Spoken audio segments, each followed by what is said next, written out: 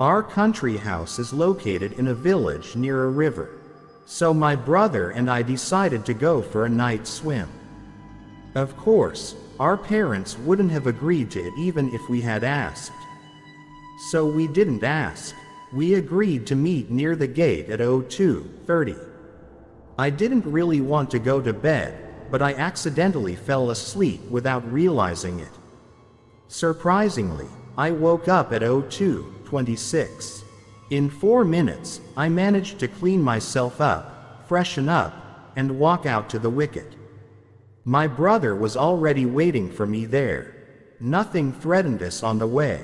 We walked, passing first by the forest, then through the old cemetery. These places were familiar to us from childhood, and nothing caused us fear. We reached the river and there was a strange noise.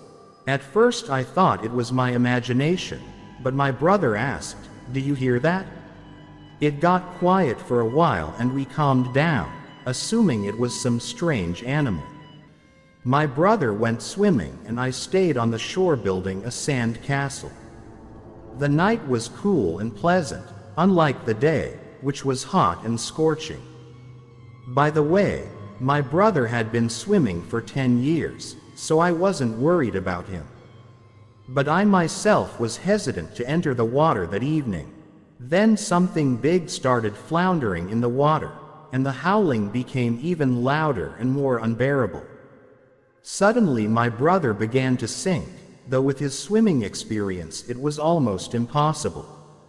Later he told me that he felt cold hands dragging him to the bottom and trying to tangle his feet in the seaweed. He was able to deal with whatever had caught him by getting out of the water. We were both so scared that we ran home in 10 minutes, even though it usually took 40 minutes to walk to the river. I ended up crying because I was so scared. My brother tried to calm me down, but to no avail. So he just took me to his room, and all night we discussed what had happened, twitching at every rustle.